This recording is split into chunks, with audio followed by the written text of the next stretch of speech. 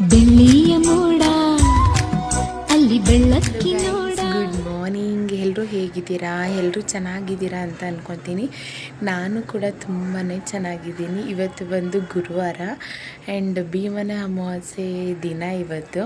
So ಬೆಳಗ್ಗೆನೇ vlog ಶುರು ಮಾಡಿದ್ದೀನಿ. ಏನೆಲ್ಲ ಮಾಡ್ತಾ ಹೋಗ್ತೀನಿ ನಿಮಗೆ ತೋರಿಸ್ತಾ ಹೋಗ್ತೀನಿ, ಆಯಿತಾ? ಸೊ ನಾನು ಯಾವ ಥರ ಭೀಮನ ಅಮಾವಾಸ್ಯೆ ಮಾಡ್ತೀನಿ ಅನ್ನೋದನ್ನೆಲ್ಲ ನಾನು ನಿಮಗೆ ಹೇಳ್ತಾ ಹೋಗ್ತೀನಿ. ಸೊ ಈ ವ್ಲಾಗಲ್ಲಿ ಮೇನ್ಲಿ ಬಂದು ರಂಗೋಲಿ ಪೂಜೆ ಇದನ್ನೇ ಇರುತ್ತೆ.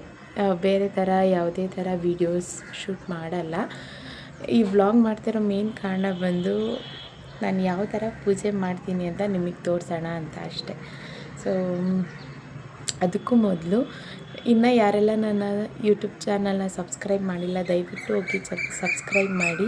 ಆ್ಯಂಡ್ ಯಾರೆಲ್ಲ ಯೂಟ್ಯೂಬ್ ಸಬ್ಸ್ಕ್ರೈಬ್ ಮಾಡಿದ್ದೀರೋ ಅವ್ರಿಗೆ ತುಂಬ ಹೃದಯದ ಧನ್ಯವಾದಗಳು. ಸೊ ಬನ್ನಿ, ಏನು ಇವಾಗ ಜೀರಾ ವಾಟರ್ ಕುಡ್ದು ನನ್ನ ದಿನನ ಶುರು ಮಾಡೋಣ.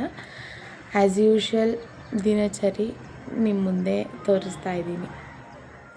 ಆ್ಯಂಡ್ ನಾನು ವಾರಗಳಲ್ಲಿ ಫಸ್ಟು ದಿನ ಶುರುವಾಗೋದೇ ನಂದು ಈ ಹೊಸ್ಲು ತೊಳೆಯೋದ್ರಿಂದ. ನನಗೆ ವಾರ ಮಾಡುವಾಗ ಈ ಹೊಸ್ಲು ತೊಳೆದು ಚೆನ್ನಾಗಿರೋದೊಂದು ರಂಗೋಲಿ ಬಿಟ್ಟರೆ ನನಗೆ ತುಂಬಾ ನೆಮ್ಮದಿ ಆಗುತ್ತೆ. ಸೊ ನಾನು ಈ ಪ್ರೊಸೀಜರ್ನ ಆಲ್ಮೋಸ್ಟ್ 1 hour ತಗೋತೀನಿ ಕಂಪ್ಲೀಟ್ ಮಾಡೋಕ್ಕೆ. ಆ್ಯಂಡ್ ಇಲ್ಲಿ ನಾನು ಯೂಸ್ ಮಾಡ್ತಾ ಇರೋದು ಜಾವದ್ ಪೌಡರ್ ಅಂತ. ಇದನ್ನು ಹಾಕಿ ನಾವು ಹೊಸ್ಲು ಸಾರಿಸೋದ್ರಿಂದ ಸ್ಮೆಲ್ಲು ತುಂಬ ಚೆನ್ನಾಗಿ ಬರುತ್ತೆ, ಒಂಥರ ಪಾಸಿಟಿವ್ ವೈಬ್ಸ್ ಬರುತ್ತೆ ಅಂತ ಯೂಸ್ ಮಾಡ್ತೀನಿ. ಆ್ಯಂಡ್ ಅದ್ರ ಸ್ಮೆಲ್ ತುಂಬಾ ಚೆನ್ನಾಗಿರುತ್ತೆ ಗೈಸ್. ನೀವು ಒಂದ್ಸರಿ ಟ್ರೈ ಮಾಡಿ. ಆ್ಯಂಡ್ ನನಗೂ ರಂಗೋಲಿ ಬಿಡ್ಸೋಕ್ಕೆ ಬರಲ್ಲ, ಬಟ್ ನನಗೇನು ಬರುತ್ತೋ ಅದನ್ನೇ ಸ್ವಲ್ಪ ನೀಟಾಗಿ ಬಿಡ್ಸೋಕ್ಕೆ ಪ್ರಯತ್ನ ಪಡ್ತೀನಿ ಅಷ್ಟೇ. ಕೆಲವೊಂದು ಸಾರಿ ಚೆನ್ನಾಗಿ ಬರುತ್ತೆ, ಕೆಲವೊಂದು ಸಾರಿ ಚೆನ್ನಾಗಿ ಬರಲ್ಲ. ಆ್ಯಂಡ್ ಗಾಡ್ ಗ್ರೇಸ್ ಇವತ್ತು ವೀಡಿಯೋ ಮಾಡ್ತಾಯಿದ್ದೀನಿ ಅಂತ ಸ್ವಲ್ಪ ಮಟ್ಟಿಗೆ ಚೆನ್ನಾಗಿ ಬಂದಿದೆ. ಸೊ ನಾನು ಮ್ಯೂಸಿಕ್ ಹಾಕ್ತೀನಿ, ಅದ್ರ ಜೊತೆಗೆ ನೋಡ್ತಾ ಹೋಗಿ.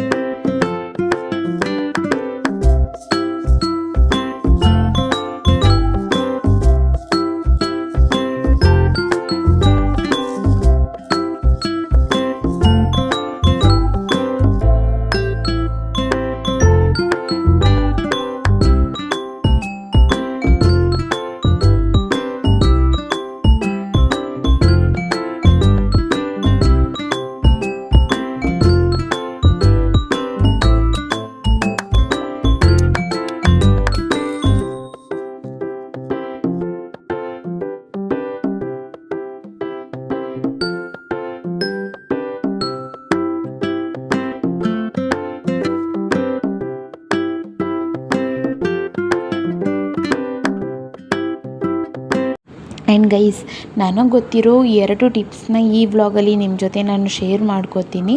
ಅದರಲ್ಲಿ ಮೊದಲನೇ ಟಿಪ್ ಬಂದುಬಿಟ್ಟು ಸ್ವಲ್ಪ ಉಪ್ಪು ಸ್ವಲ್ಪ ಅರಿಶಿನ ಹಾಕಿ ಮನೆ ಒರೆಸೋದ್ರಿಂದ ನಮ್ಮ ಮನೇಲಿರೋ ನೆಗೆಟಿವ್ ಎನರ್ಜಿ ದೂರ ಆಗುತ್ತೆ. ಸೊ ನಾನು ಇದನ್ನು ಸುಮಾರು ದಿವಸದಿಂದ ಮಾಡ್ತೀನಿ ಆ್ಯಂಡ್ ಅದು ನನಗೆ ವರ್ಕ್ ಆಗಿದೆ ಕೂಡ.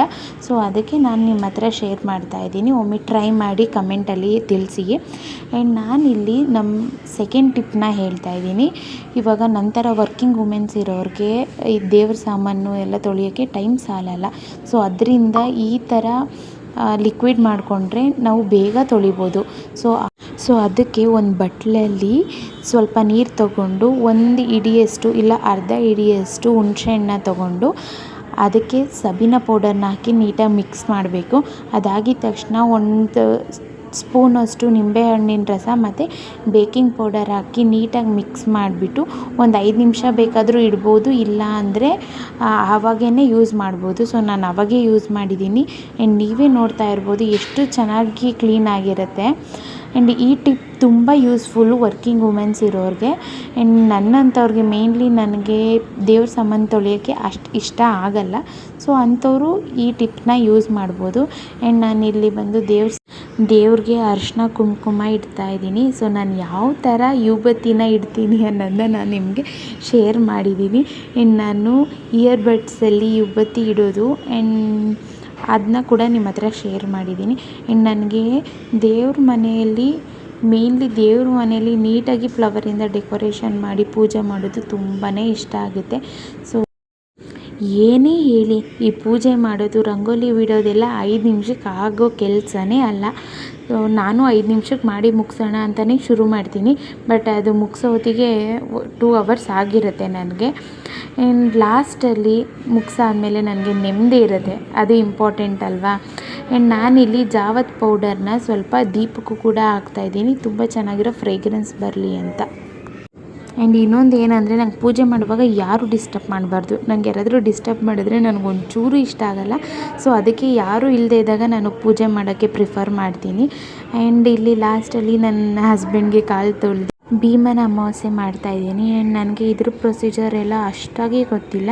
ನನಗೆ ಯಾವ ಪ್ರೊಸೀಜರಲ್ಲಿ ಗೊತ್ತೋ ನಾನು ಆ ಪ್ರೊಸೀಜರಲ್ಲಿ ಮಾಡ್ತಾಯಿದ್ದೀನಿ ಅಷ್ಟೇ ಗೈಸ್.